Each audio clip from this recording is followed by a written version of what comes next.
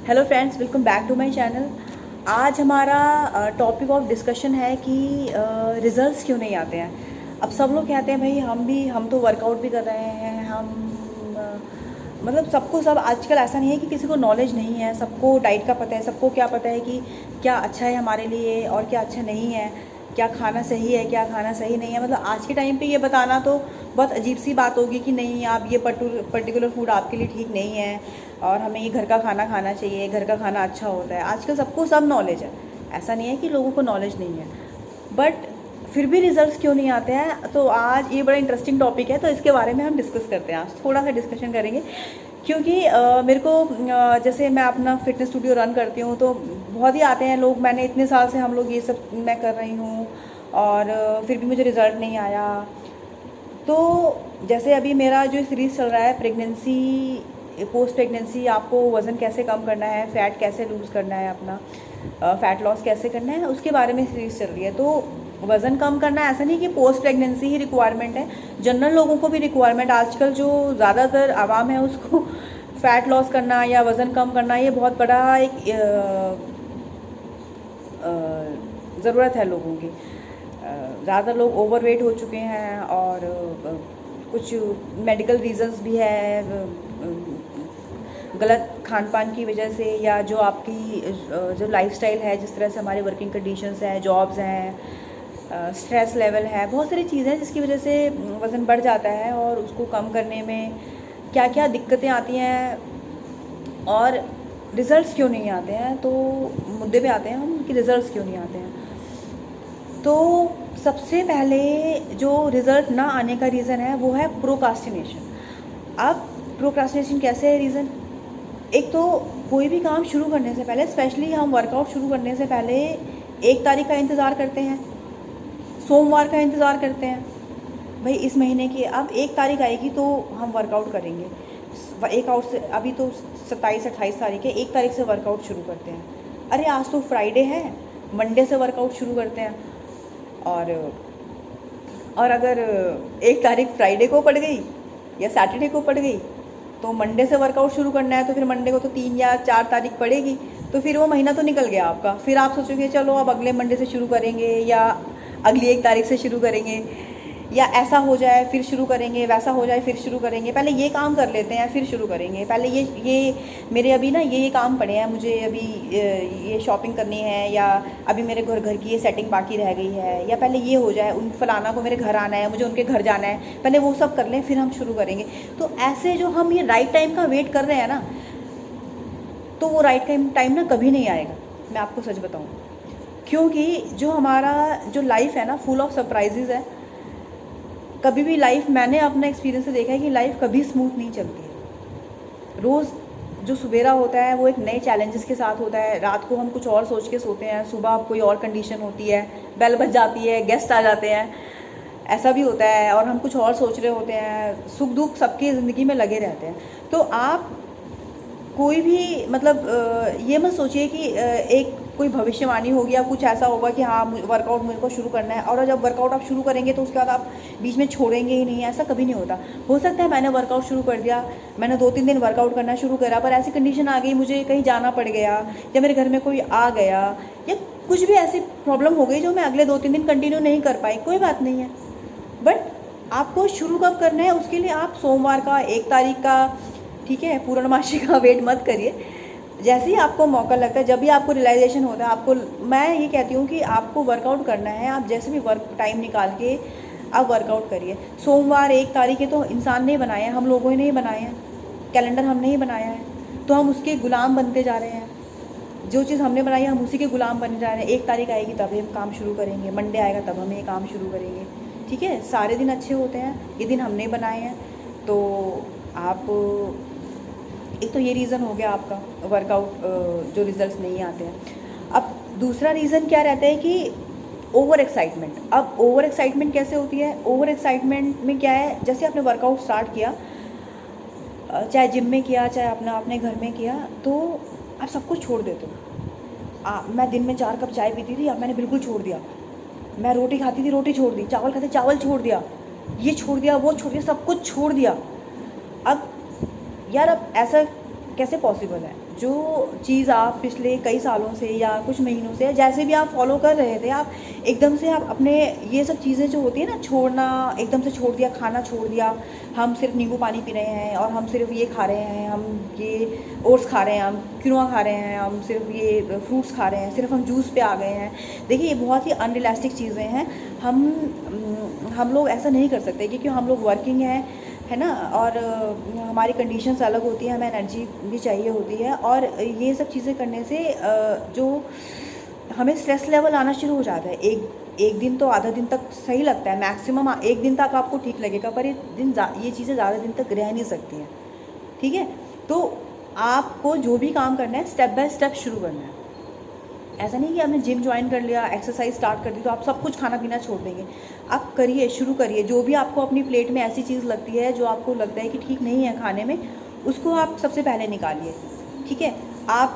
आपको दिन में 4 कप चाय पीने की आदत थी तो आप 4 से 2 कप करिए, ठीक है? आप फुल मग पी के चाय, फुल मग भर के चाय पीते थे तो आप उसको आधा कर दीजिए, ठीक है? आप बहुत ज़्यादा ही बेकरी के सामान खाते हैं तो उसको कम कर दीजिए। तो अगर आप इस तरह से रिलैक्स्टिक चीज़ों में चलेंगे, आप तो ओवर एक्साइटमेंट नहीं करेंगे, तो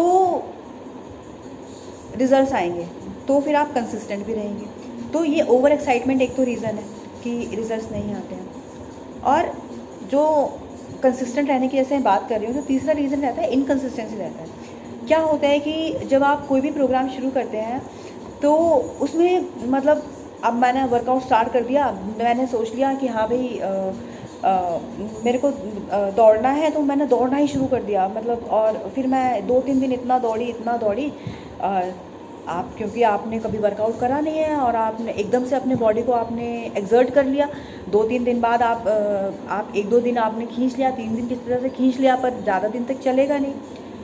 तो फिर आप थक गए हो, या आप बीमार हो गए हो, या आपने खाना भी छोड़ दिया तो आप में कमज़ोरी आना शुरू हो गई है ना? तो इस वजह से रिज़ल्ट नहीं आते। फिर क्या होता है, फिर आप हताश हो जाते हो, फिर आप छोड़ देते हो। फिर आप, ठीक है, आपने चौथे दिन छुट्टी करी, फिर 5वें दिन एक दिन और कर लेते हैं, क्या फ़र्क पड़ता है, अभी बहुत हरासमेंट सा हो रहा है। फिर धीरे धीरे करके कुछ नहीं होता यार, कुछ खा लो। तभी ये मैंने बोला कि आपको क्या नाम से ओवर एक्साइटेड नहीं होना है, चीज़ें धीरे से करनी है, आराम से करनी है। आपने एक्सरसाइज ठीक से शुरू करनी है, ऐसा नहीं है कि एकदम से ही शुरू के दिन ही 1.5 घंटा, 1-1 घंटा, 2-2 घंटा वर्कआउट करना शुरू कर दिया, सब कुछ खाना पीना छोड़ दिया। तो रिज़ल्ट ना आने का पहला रीज़न तो हो गया आपका प्रोक्रास्टिनेशन, चीज़ों को टालते रहना, है ना? और दूसरा हो गया ओवर एक्साइटमेंट, एकदम से सब कुछ छोड़ देना, खाना पीना, और बिल्कुल ही जूसेस पे आ जाना और पानी पे आ जाना, नींबू पानी पे आ जाना। और तीसरा जो मैंने रीज़न बताया वो आपको बताया इनकंसिस्टेंसी, बताया कि आप इनकंसिस्टेंट हो जाते हैं, बड़े ही जोश से चीज़ों को शुरू करते हैं और फिर एकदम से छोड़ देते हैं। तो कंसिस्टेंसी मेंटेन करने के लिए आपको अपने रूटीन में कैसे अपना वर्कआउट शामिल करना है वो आपको देखना होगा, और हर चीज़ को धीरे धीरे शुरू करिए। अब चौथा रीज़न जो मैं समझती हूँ, मतलब मेरे एक्सपीरियंस से मैंने देखा है, वो है ज़्यादा गूगल करना। अब बहुत गूगल करते हैं हम लोग, हर चीज़ के लिए गूगल करते हैं, और मैं आपको सही बता रही हूँ, गूगल हमें वो आंसर देता है जो हम सुनना चाहते हैं। रातों रात ये खा लीजिए तो आपकी चर्बी पिघल जाएगी, है ना, ऐसा कर लो, ये खा लो तो ऐसा हो जाएगा, वो कर लो तो वैसा हो जाएगा। देखिए मैं ऐसा नहीं बता रही कि गूगल करना गलत है, बट आप गूगल जब करते हैं तो आप अपना सोर्स देखिए कि आप जो भी डेटा उठा रहे हैं तो उसका सोर्स क्या है ना? अगर कोई यूट्यूब चैनल रन कर रहा है या जो भी है, तो उसको कितना एक्सपीरियंस है, या उसका क्या अचीवमेंट्स रहे हैं, उन्होंने कितने लोगों पे काम किया है, तो गूगल करिए। ऐसा नहीं कि नहीं करिए, मैं ऐसा नहीं कहूँगी गूगल मत करिए, बट आप इतना गूगल करते हो, इतना गूगल करोगे कि आप कंफ्यूज हो जाते हो चीज़ों में। आप अभी किसी भी एक टॉपिक को उठा के गूगल करना शुरू करो तो आपको अनंत उसके जवाब मिल जाएंगे, फिर आप अपने कन्वीनियंस के हिसाब से कुछ भी करना शुरू कर देते हो। और इसके अलावा एक चौथा रीज़न ये है कि हम लोग दूसरों को कॉपी करते हैं। भाई मेरे साथ वाला ऐसा कर रहा है, या मेरी फ्रेंड ऐसा कर रही है, मेरा पड़ोसी ऐसा कर रहा है, वो इतनी देर तक साइकिलिंग कर लेता है, या वो इतना घंटे कोई डांस कर रहा है, कोई रनिंग कर रहा है, तो हम भी वैसे करना शुरू कर दें तो ऐसा हो जाएगा।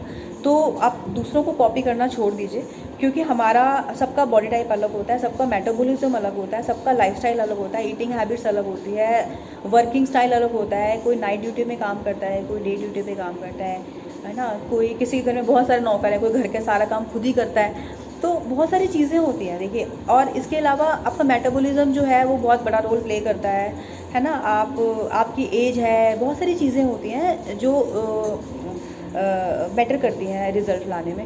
उसमें ये भी है कि अब आप ये देखो कि हाँ, ये फ़लाना जो मेरे साथ में हमारे पड़ोसी हैं वो तो कि रोज़ रनिंग करते हैं। अब वो आर्मी से रिटायर्ड है, ठीक है, उन्होंने अपनी पूरी जवानी रनिंग करी है, तो अभी वो इस उम्र में भी रनिंग कर रहे हैं क्योंकि वो बहुत फिट रहे हैं। और आपने कुछ भी नहीं करा हुआ पर आप उनकी तरह दौड़ना शुरू कर दो, तो इसलिए किसी को कॉपी नहीं करना है। तो और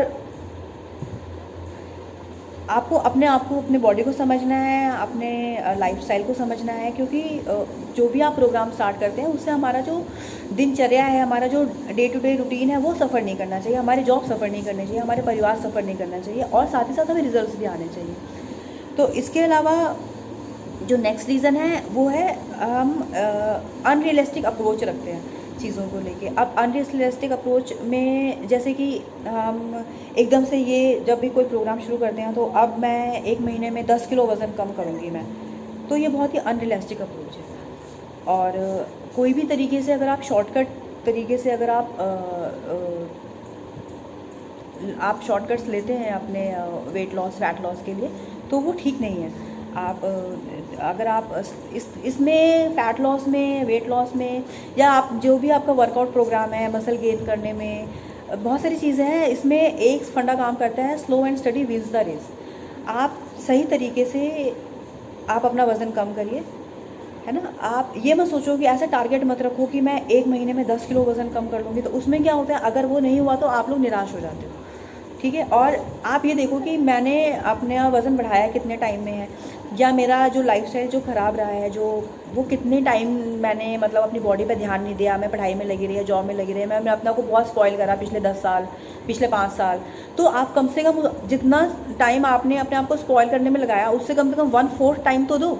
अगर आपको 2-3 साल में, 3 साल में आपने कुछ नहीं करा, आपका बहुत ही डाइट ऐसा रहा, डाइट ख़राब रहा आपका, और आपने वर्कआउट नहीं करा, तो 3 साल का 50% 1.5 साल होता है। 1.5 साल आप कम से कम आधा टाइम, 1.5 साल, 1 साल, 10 महीने दो अपने आप को कम से कम, तभी तो जाके आप रिजल्ट्स आने। आपने जितना टाइम आप सोचते हो कि हाँ मैंने अब इतना हो गया तो मेरे को बस मैं 1 महीने में ऐसा कर लूँ। अब मेरे पास आते हैं ऐसे लोग जो आते हैं कि हाँ भाई 1 महीने बाद मेरी शादी है तो मुझे इतना वज़न कम करना है, तो मैं तो जनरली मना ही कर देती हूँ, क्योंकि ये तरीका सही नहीं है वज़न कम करने का। और अगर 1 महीने में, मैं ऐसा नहीं कि वज़न कम नहीं करवा, वज़न हो जाएगा कम अगर हम बहुत हमारे पास तरीके होते हैं।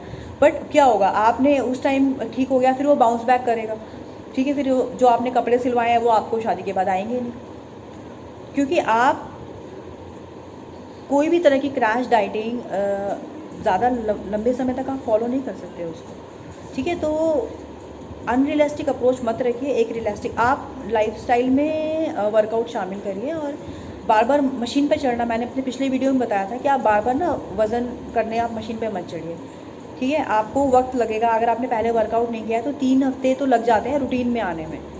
आप शुरू करने में आपको टाइम लग जाएगा, शुरू करने में टाइम लगेगा, फिर आपको रूटीन में आने में टाइम लग जाएगा, फिर आपको 3 हफ्ते बाद धीरे धीरे अच्छा महसूस होना शुरू होगा, फिर 6 हफ्ते में लोगों को कुछ फ़र्क दिखना शुरू होगा आप में कि हाँ यू आर डूइंग समथिंग। तो अनरियलिस्टिक अप्रोच एक बहुत बड़ा रीज़न है जो हम रखते हैं, अपने आप को खुद ही निराश करते हैं उसमें। तो अपने आप को लेके ऐसे कोई टारगेट मत रखिए जो हम पूरा ना कर सकें। और इसमें एक सबसे बड़ा जो मैं रीज़न एक है जो रिज़ल्ट्स नहीं आते हैं, उसमें ये बात मैं कहना चाहूँगी, लोग पैसा नहीं खर्च करना चाहते अपने मतलब कोच है, आप एक कोच ज़रूर हायर करिए जो एक्सपीरियंस कोच हो, जिनको इस फील्ड में अच्छा एक्सपीरियंस हो, ठीक है। तो अभी क्या है, लोग बहुत ईजी है, हमें इंटरनेट एक्सेस है, गूगल करते रहते हैं, हाँ कोई भी ज्ञान बांट रहा है या कुछ भी बता रहा है, हाँ ये ठीक है, ऐसा ठीक है। आप प्रैक्टिकली जब आप कोच हायर करेंगे और वो कोच से आप, जैसे हमारे पास मेंबर क्लाइंट्स आते हैं तो हम पूरी काउंसलिंग करते हैं, उनकी कंडीशन समझते हैं कि उनका किस तरह से काम करते हैं वो लोग, इनका ये नाइट शिफ्ट में काम कर रहे हैं, ये डे शिफ्ट में काम कर रहे हैं, ठीक है, और घर में कितने लोग हैं या कैसे होता है, उनको कितना टाइम मिल रहा है अपने लिए कुकिंग के लिए, है ना, तो और कितना ट्रैवलिंग करना पड़ता है उनको, तो ये सब चीज़ें सब पूरा का पूरा देखा जाता है। उनके हेल्थ इश्यूज़ क्या रहे हैं पिछले सालों में, तो ये सब चीज़ें हम पूरी तरीके से देखते हैं। फिर उनका वेट लॉस या फैट लॉस प्रोग्राम रेडी करते हैं ताकि जो वेट लॉस हो उनका वो रिलैस्टिक हो और उनको उसमें कोई कमज़ोरी महसूस ना हो और वो एक अपने दिनचर्या में वो उसको अच्छे से शामिल कर सकें। तो आज के टाइम में बहुत ही कम लोग हैं जो कोच हायर करना चाहते हैं, बस अपनी कुछ भी अपने हिसाब से। देखिए, एक टीचर की ज़रूरत सबको होती है। जैसे फॉर एग्ज़ाम्पल अब हम जो अब एनसीईआरटी की बुक हैं या सीबीएसई बुक्स हैं, हम लोग खुद भी खरीद के अपने बच्चों को पढ़ा सकते हैं, बट हम स्कूल में एडमिशन देते हैं, दिलवाते हैं बच्चों को, और जो टीचर्स उनको पढ़ाते हैं। तो एक टीचर होना, टीचर का क्या महत्व है ये आप लोग जानते हैं। तो हर एक फील्ड में एक गुरु का महत्व होता है। तो आप एक कोच ज़रूर हायर करिए, आप उनसे काउंसलिंग करिए, कंसल्ट करिए, आप उनको बताइए कि हाँ मेरी वर्किंग कंडीशंस ये हैं, मुझे ये इश्यूज़ रह चुके हैं, मुझे थायराइड है या मुझे बीपी है या मैं इतना ट्रैवल करती हूँ या करता हूँ, या मेरी नाइट ड्यूटीज़ रहती है, या मेरी सिटिंग जॉब इतनी, मेरी ड्यूटी 12 घंटे की है, फिर मेरा 4 घंटे ट्रैवलिंग हो जाता है। तो ये सब चीज़ों को पूरा मंथन किया जाता है और फिर जाके एक ऐसा प्रोग्राम रेडी होता है जो आपके लिए फिजिबल हो, जो सिर्फ आपके लिए बना हो, है ना। हम कभी किसी को कॉपी नहीं कर सकते हैं किसी भी चीज़ में, और ये कॉपी करना बिल्कुल भी ठीक नहीं है। तो कोच ज़रूर हायर करिए। लोग पैसा नहीं खर्च करते, बस सोचते हैं हाँ बस हम गूगल करते हैं और ऐसा हो जाए वैसा हो जाए, तो ये एक रीज़न है, रिजल्ट्स नहीं आते हैं। तो आई होप आप जो मैंने आपको रीज़न बताए ये कुछ बेसिक रीज़न है जो मतलब देखो मैं प्रैक्टिकली मैंने देखे हैं लोगों में। और मुझे सच में बहुत गुस्सा आता है जब लोग आते हैं वर्कआउट के लिए, एडमिशन लेने आते हैं, मंडे से शुरू करेंगे। मेरे पास तो एक बंदा आए, वो कह रहे हैं कि हाँ थर्सडे की बात है, तो कह रहे हैं कि सब कुछ बात हो गई, बहुत उन्होंने डिस्कशंस करे मेरे से। फिर उसके बाद थर्सडे था वो, करीबन ये पिछले साल की बात है, थर्सडे का दिन था। फिर कहते हैं कि ना सैटरडे और संडे ना मेरे को नान खाने हैं, तो पहले मैं नान खा लूँ और ना फिर मैं संडे को ये खा लूँगी, पहले ये सब चीज़ें खा लूँ मैं और फिर वर्कआउट शुरू करूँगी। और आप विश्वास नहीं मानेंगे, 1.5 साल हो गया, उनका टाइम अभी तक नहीं आया।